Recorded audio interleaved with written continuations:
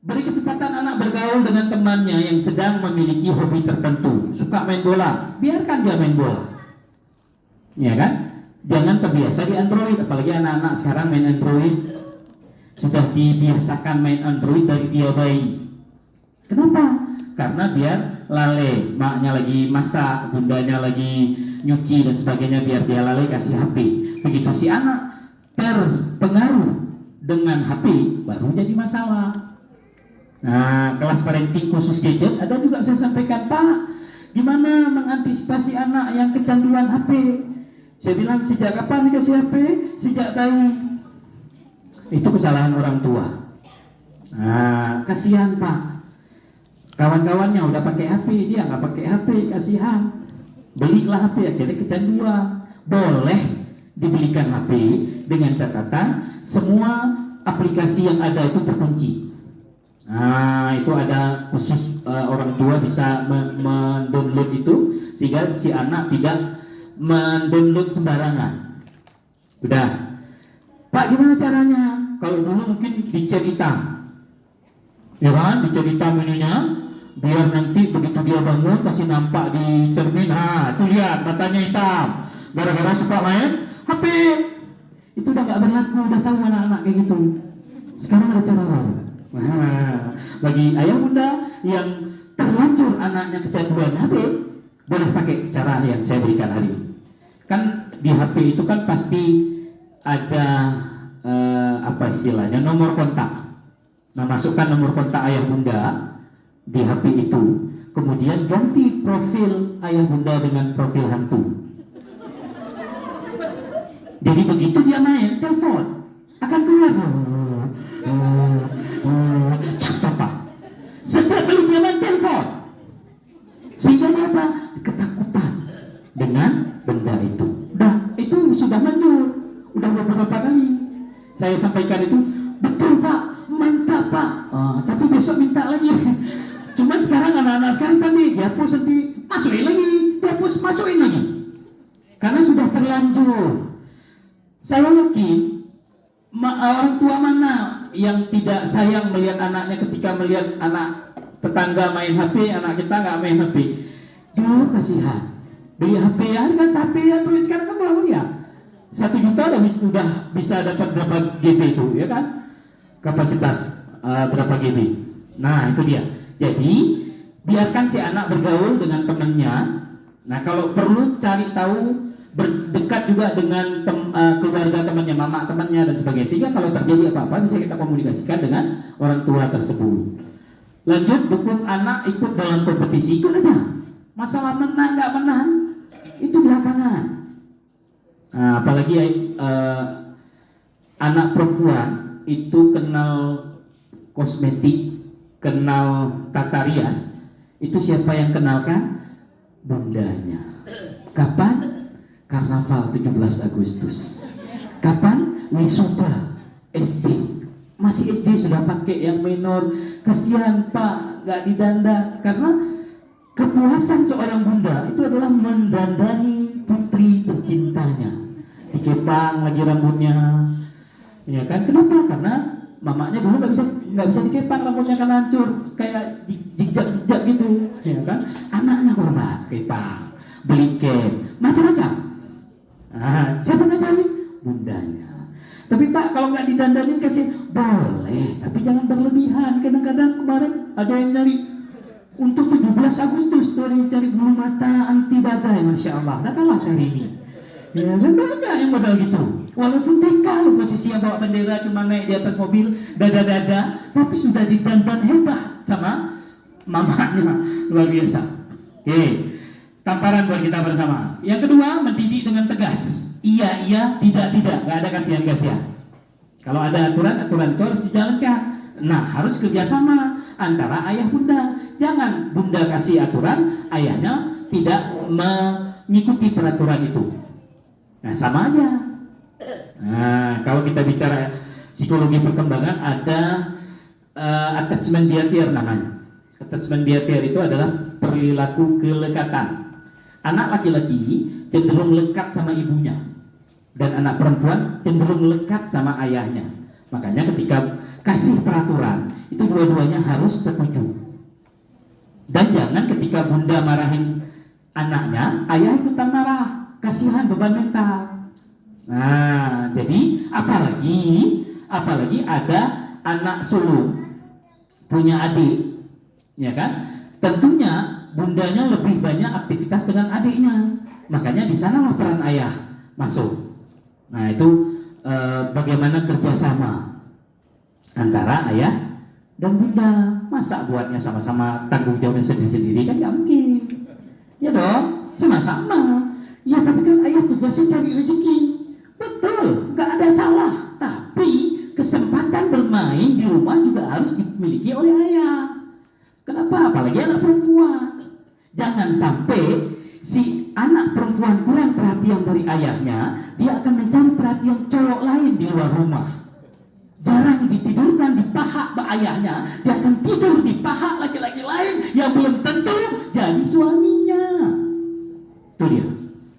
Jadi di sana peran ayah. Dah, mendidik dengan tegas.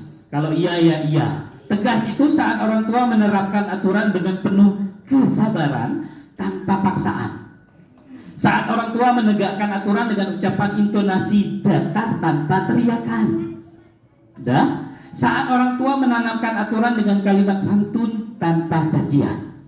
Kadang-kadang ini orang tua salah mempersepsikan tegas itu harus keras, tegas harus teriak-teriak. Enggak. Ketika bilang enggak ya enggak. Nah, apalagi si anak tantrum diminta mainan, begitu enggak diberi mainan nangis. Pada saat nangis kasih mainan. Besok itu jadi senjata. Mau sesuatu nangis dulu. Itu jadi senjata. Makanya tegas itu tidak mesti harus ada paksaan, tidak mesti harus teriak-teriak, tidak mesti harus mencaci maki. Nah itu tegas. Iya iya, tidak tidak. Oke. Nah tegas versus galak. Tegas itu penting, ayah bunda bisa memberikan batasan untuk anak. Galak itu suka marah, caci maki, berbicara dengan intonasi tinggi. Kadang-kadang nggak sadar kalau itu anak sendiri. Sampai marah, anak siapa dulu ini ya? Kok bandel kali? Padahal anak dia. Nanya lagi, kok anak siapa dulu ini ya? Bandel kali, ikut siapa dulu ini? Nah kan anehnya ketika ayah ditanya, ini jelek, berarti ikut mamanya. Itu kalau ditanya ayah. Kalau tanya bundanya yang jelek, ikut ayahnya. Tabiat jelek itu ikut ayahnya. Nah itu wajar. Ya kan, begitu yang jelek-jelek kasih ke pasangan. Ya, semoga kita sebagai ayah bunda semakin baik ke depannya. Artinya apa? Tidak mesti harus marah-marah. Kadang marah-marah boleh, tapi intensitasnya itu jangan terlalu panjang. Satu. Kemudian kebanyakan orang tua sering menyalahkan si anak, tapi tidak pernah kasih tahu apa salah si anak, sehingga si anak tidak belajar dari kesalahan. Apalagi guru, asal silang aja, wah kasih tahu salahnya apa. Pakai pulpen merah besar lagi, dapat 0. Apa kalau kita bahasa kita botik kombo kan? Itu malu kali kasih nampak orang. Begitu dapat 100 pura-pura jatuh depan orang. Astagfirullah, gak dilihat marah. Ini dapat 100. Pandai ya. Nah, kan itu dulu waktu kita SD, SMP, sekolah SD SMP. Oke. Cara yang ketiga, mengajarkan disiplin dan tanggung jawab. Nah, apalagi SD sudah harus diajarkan. Yo, taruh sepatu pada tempatnya. Itu mulai diajarkan pelan-pelan. Kalau TK belum bisa, SD sudah bisa. Pakai kancing baju yang kelas 1 itu biasanya. Tugas pakai baju. Apa kancing baju ini? Kadang-kadang masih ada yang kembali pakai solo. Itu kelas 1. Nah, wajar karena memang masih transisi, dia mau masuk ke kelas 2-nya masih transisi. Tapi sudah diajarkan disiplin. Ya kan, taruh sepatu, ganti baju dulu sebelum main dan sebagainya. Nah ini ada tabel yang saya copy dari internet. Jangan lakukan ini kalau ayah bunda ingin mengajarkan disiplin. 1. Jangan memarahi anak dengan emosi yang meledak-meledak. Wah sampai gempa.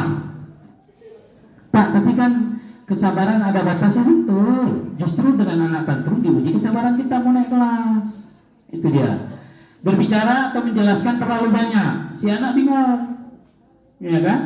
Perintahnya itu terlalu banyak, panjang. Nah, bunda mau ke pajak impres, nanti jangan buka pintu kalau orang asing masuk, habis itu cuci kaki, terus tak atur. Bingung, si anak kita yang bingung, apalagi anak-anak. Kasih satu-satu pelan-pelan instruksinya. Tidak konsisten dalam menerapkan aturan. Pokoknya nggak boleh nonton TV. Begitu nangis, ya udah deh, boleh nonton. Nah, ini nggak tegas berarti. Kalau memang mau tegas, tegas terus sekalian. Tapi Pak nggak tega, makanya saya kalau mamanya, bundanya lagi marah di rumah, saya nggak mau dekat-dekat, karena nggak tega mesti. Nah, jadi seperti itu komitmen. Jadi nggak, nanti setelah dimarah baru sampaikan ini begini. Oke. Selanjutnya menganggap bahwa disiplin itu adalah cara untuk menghukum. Kadang-kadang orang tua beranggapan bahwa disiplin itu adalah hukuman, padahal bukan. Tidak memberikan contoh sesuai dengan ucapan. Nah, ini tadi, ya kan? Jadi tidak sesuai dengan ucapan, kasih contoh. Apalagi anak-anak sekarang itu jauh lebih pintar dari anak-anak waktu kita jadi anak-anak. Ya kan, lebih pintar. Teknologi lebih cepat, informasi lebih cepat dia dapat. Kalau kita dulu mana ada, sama ayah dipelototin ayah aja takutnya minta ampun. Maghrib itu harus ada di rumah. Walaupun main habis asar, mandi hujan, bla bla bla segala macam. Ya kan, maghrib begitu azan maghrib itu harus ada di rumah. Kalau enggak ada kena lidas pakai rotak. Ya kan? Dulu kita dilaporin di sekolah, anak bermasalah ke orang tua, itu sampai rumah diajar lagi sama orang tua kita. Makanya nggak pernah orang tua datang. Siapa yang datang? Abang tukang becak, bayar 20.000. Ngaku awaknya, ngaku pakciknya dan sebagainya. Nah itu dia, kenapa? Karena diajar lagi. Sekarang beda. Wah, jangan ajar anak saya ya, Bu ya.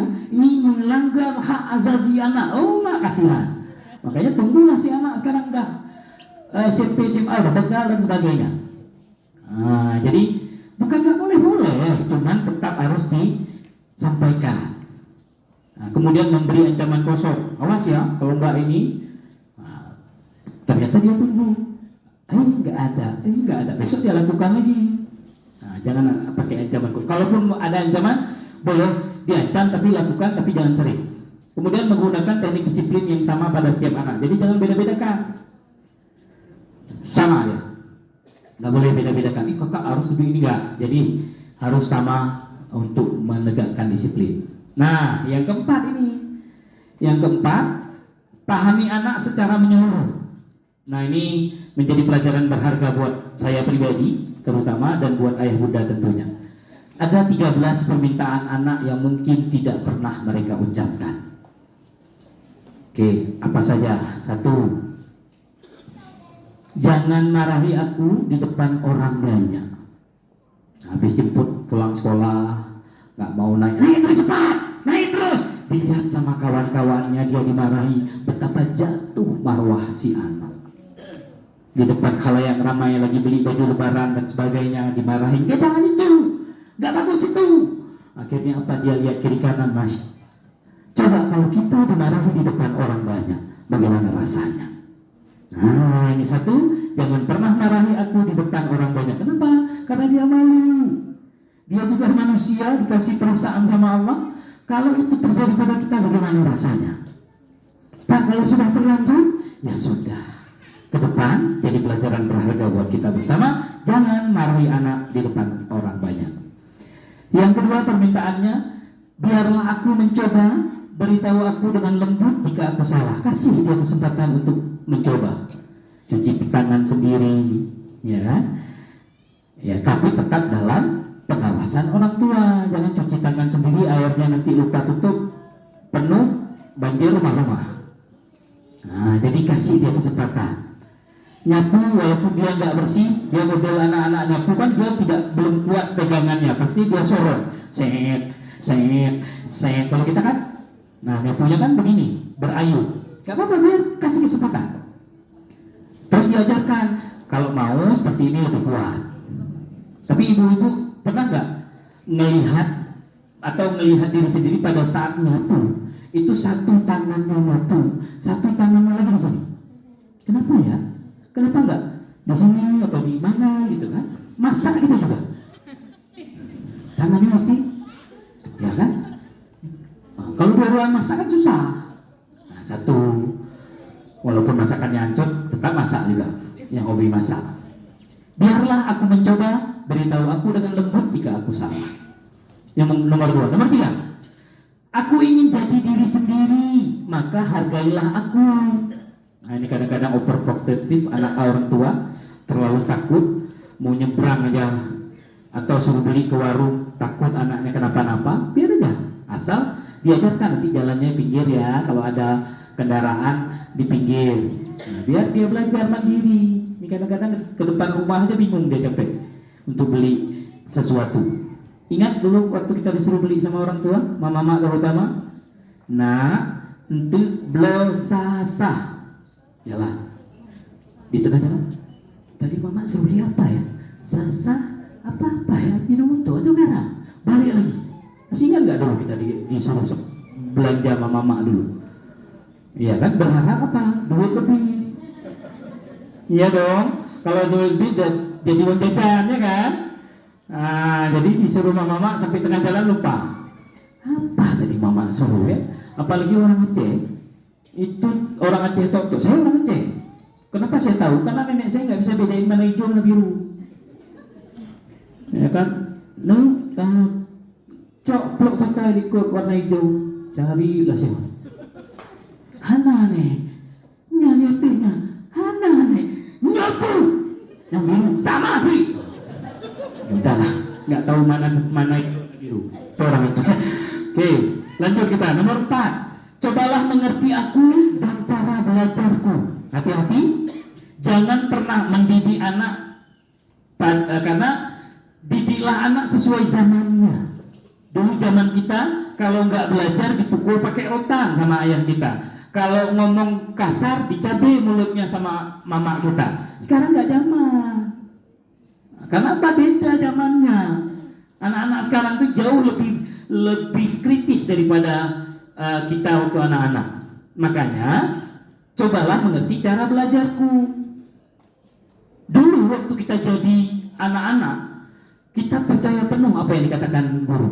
Diajarkan mama 1 tambah 1 nggak kayak gini mak caranya. Kata bu guru bukan itu. Beda. Walaupun 2 kurang 1 juga 1 hasilnya.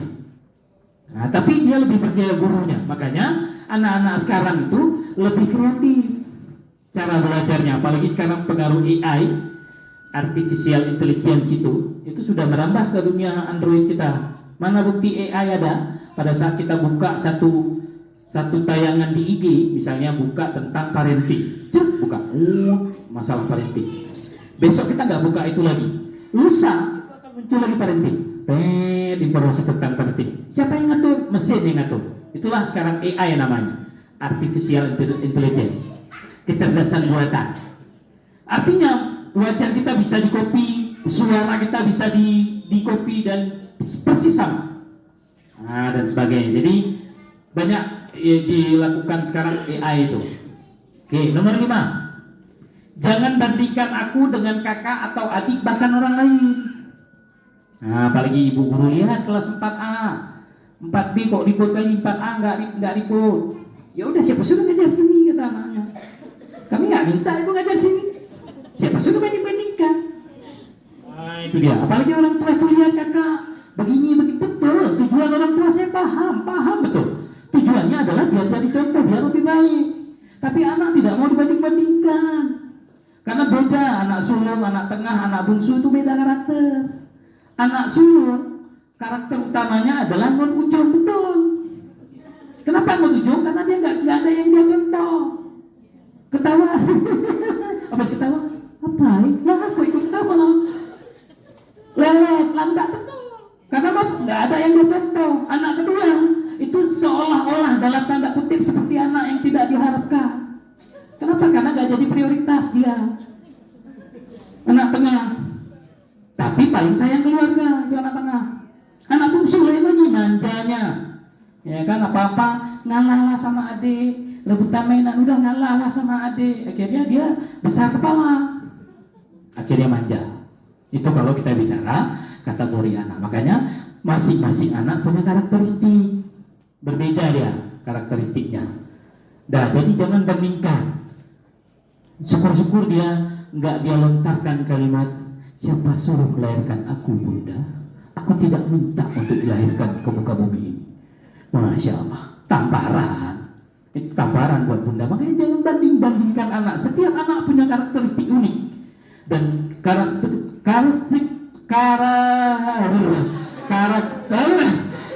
unik. Nah, bingung. Saya ulang ya, biar jangan. Itu kayak yang di TV ya.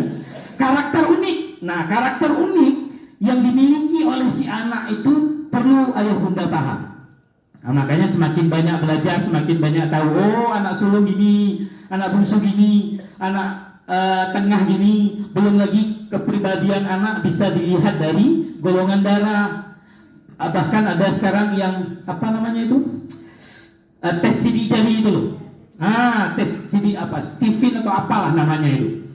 Dari sidik jari udah tahu, oh si anak ini cocoknya kemari, ini cocoknya kemari. Ada model begitu. Dari cara ngomong aja udah tahu anaknya gimana. Makanya sekarang semakin banyak ilmu, semakin banyak pemahaman yang bisa ayah bunda peroleh. Udah. Selanjutnya nomor 6. Ayah ibu, jangan lupa aku adalah representasi dirimu. Aku adalah fotokopi dirimu. Nah, makanya kalau lihat ada anak nakal, flashback. Mana tahu dulu kayak gitu bakal lebih nakal. Jangan yang baik-baik aja, wajahnya mirip ayahnya, sifatnya mirip mamanya, ya kan? Jangan yang baik-baik, yang jelek-jelek lihat dulu. Si anak laki-laki, apalagi laki-laki suka nyolong mangga, cepet lempar mangga orang. Mungkin bapaknya jauh lebih parah dulu lempar mangga orang. Nggak lempar, minta pinjam dua sama kawan. Bu, minta mangganya ya. Yang depan bilang, yang belakang ambil aja, kan nggak ada loh, nggak minta izin. Nah itu dia ya. Jadi hati-hati ayah bunda, ayah ibu, aku adalah representasi dirimu. Aku adalah fotokopi dirimu. Jadi ketika lihat ada sesuatu yang unik pada diri anak, bisa jadi keunikan itu keunikan yang dulu pernah ayah bunda lakukan. Jadi jangan salahkan. Cuma saya lucu kalau lihat ibu-ibu punya baby, ya baru-baru punya baby, usia 4 bulan 5 bulan, ya kan? Habis mandi sore, jalan-jalan ke tetangga, tang ting ting, anak siapa ini? Udah tahu anak dia masih tanya. Iya kan? Oke, nomor 7. Oh ini videonya dulu.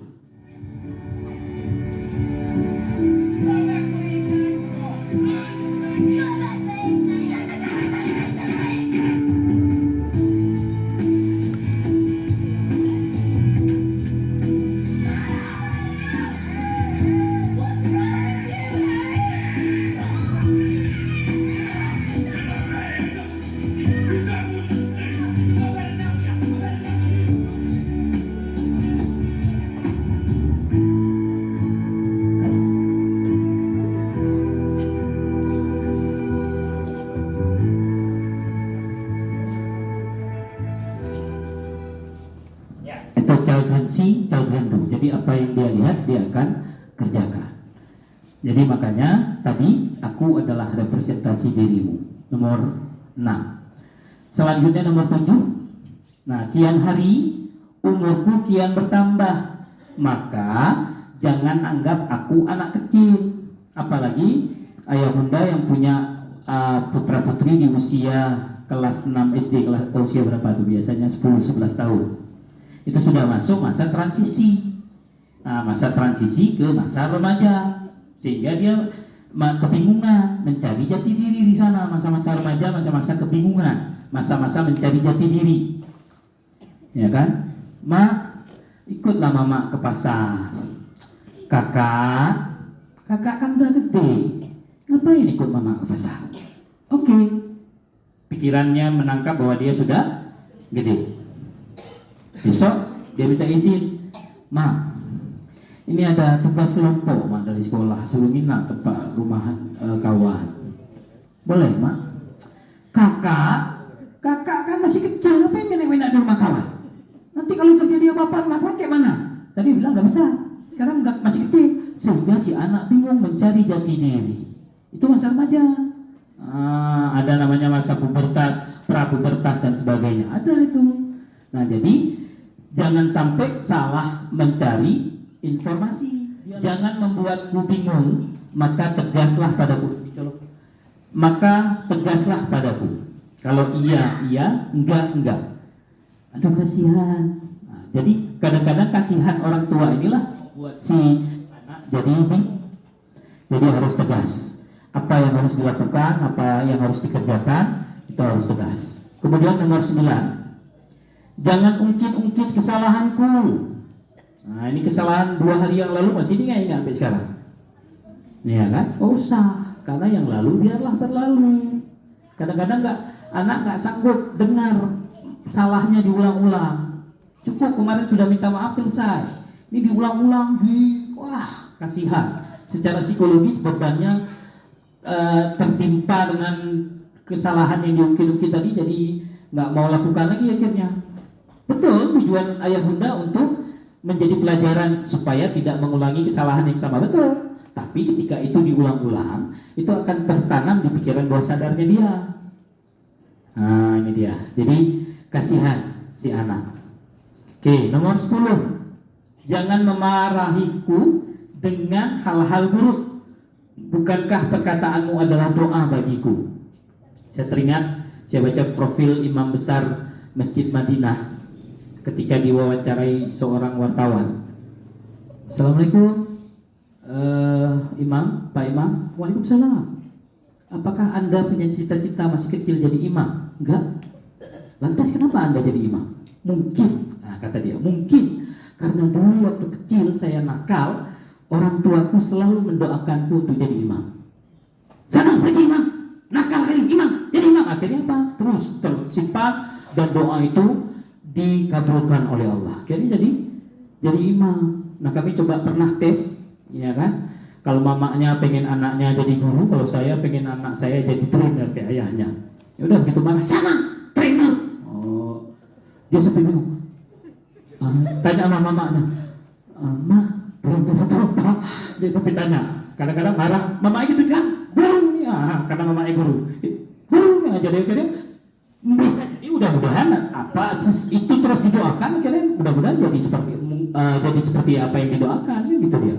Makanya jangan memarahiku dengan hal-hal sepele. Kadang-kadang masalah sepele itu dibesar-besarkan. Jatuh tumpah susu dikit itu omelannya sampai Masya Allah. Nah, kita lihat kajiannya ini. Berapa harga anakmu, Mams? Ada orang tua yang kadang terlalu murah menghargai anaknya. Jauh lebih murah dibanding keramik yang kesenggol kemudian pecah oleh anak. Anak dimarahi bahkan diteriaki, ini harganya mahal, tak? Enggak kamu? Kadang kita sering lupa bahwa anak kita jauh lebih mahal dari itu semua. Oke. Nah, apa penyebab anakmu nakal? Duhai orang tua, kau pasti kesal anakmu nakal. Tapi pernahkah kau berpikir bahwa kenakalannya mungkin karena efek rusak jiwa anakmu karena kesalahanmu? Kau pukuli, kau cubit anakmu hanya karena hal-hal sepele yang ia lakukan. Hal-hal sepele, kesabaran orang tua malah di luar batas. Nah, setiap kelas parenting selalu saya sampaikan ini, saya copy dari internet. Masya Allah kalimatnya. Ketika anak menumpahkan minuman di lantai, ada sepasang mata yang polos menunggu reaksi. Ingat, hanya butuh waktu 5 menit untuk membersihkan lantai, tapi butuh waktu lama untuk menyembuhkan luka di hati sang anak apabila kita memarahi dan membentaknya. Masya Allah, polos banget nunggu ekspresinya ayah bunda.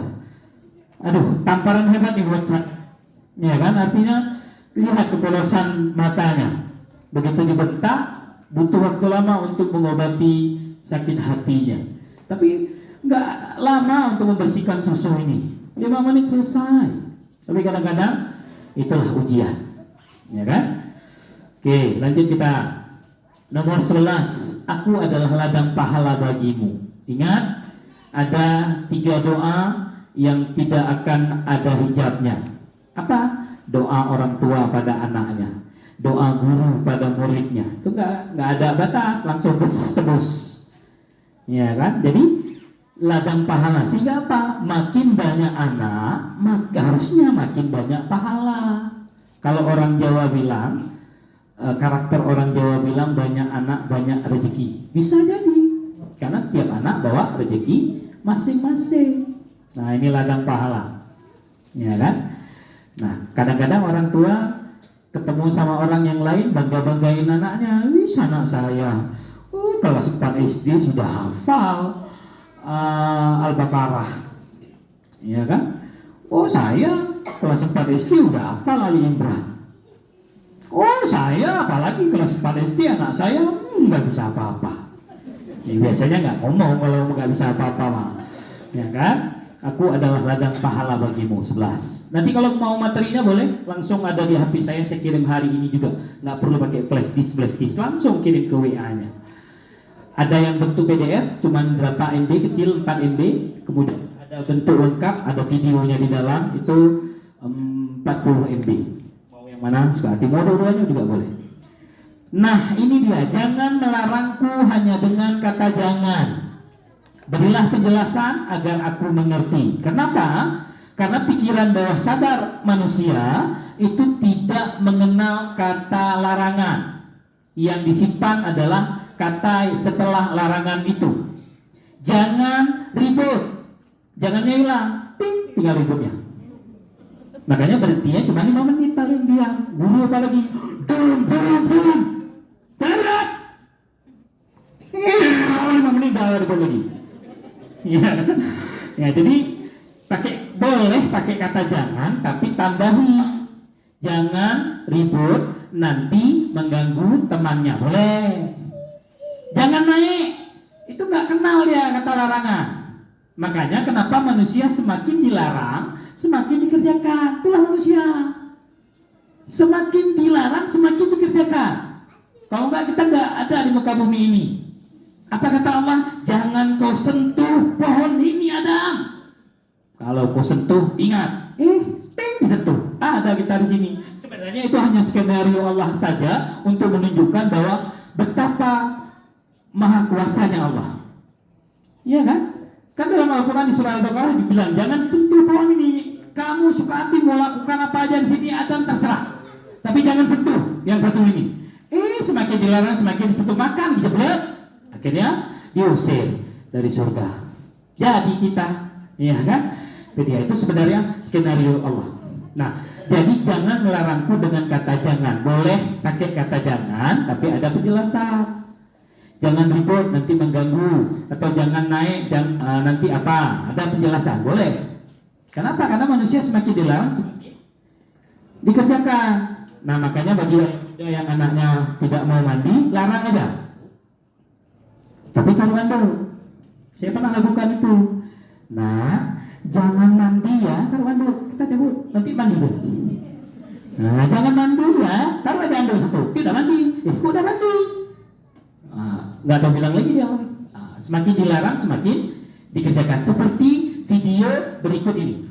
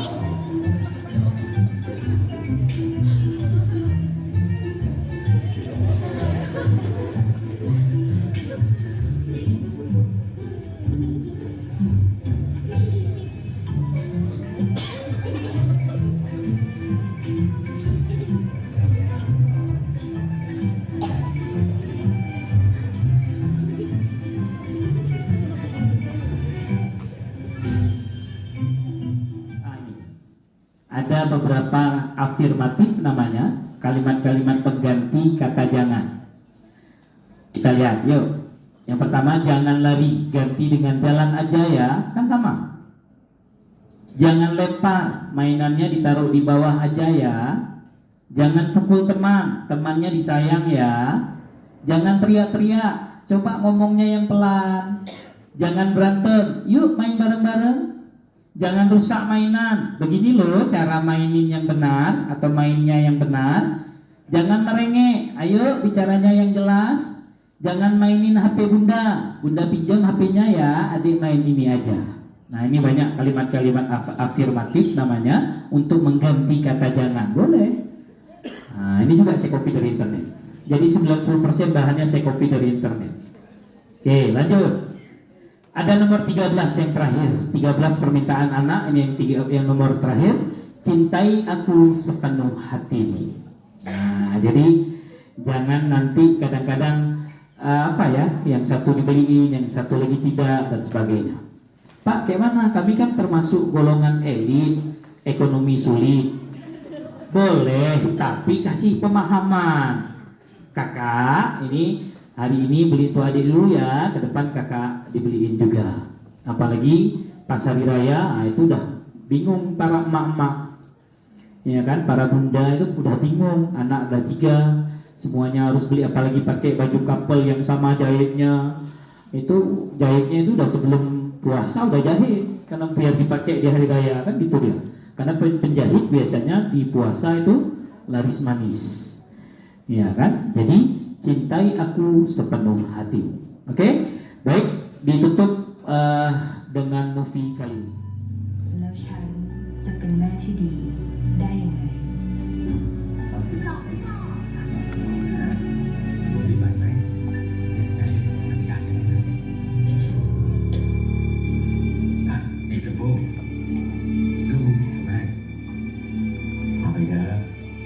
ไม่เป็นไรจ้ะฉันไม่ใช่ใครรักสงสาร ถึงฉันจะไม่ใช่แม่ที่ดี แต่ฉันจะเป็นแม่ที่ทำทุกอย่างเพื่อลูก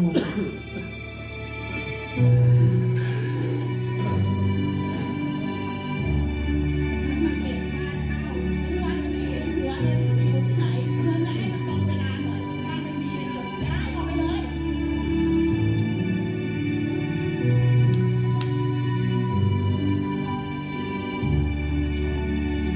แต่ไม่ว่าฉันจะพยายามแค่ไหน ฉันก็ไม่มีทางเป็นแม่ที่ดีได้เลย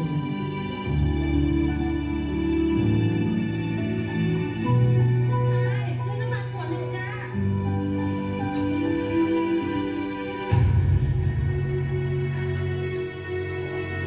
ลูกสาวของคุณร่างกายขาดสารอาหารนะครับ เด็กในวัยนี้ควรจะต้องทานอาหารให้ครบ5 มื้อไม่อย่างนั้นจะส่งผลเสียกับร่างกายของเด็กครับขอโทษนะครับ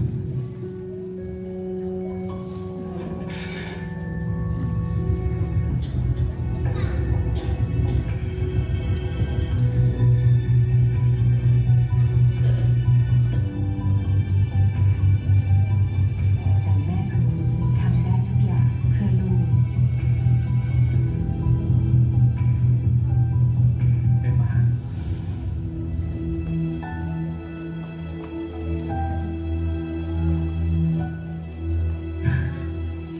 จะซื้อนมไปฝากลูกแหละ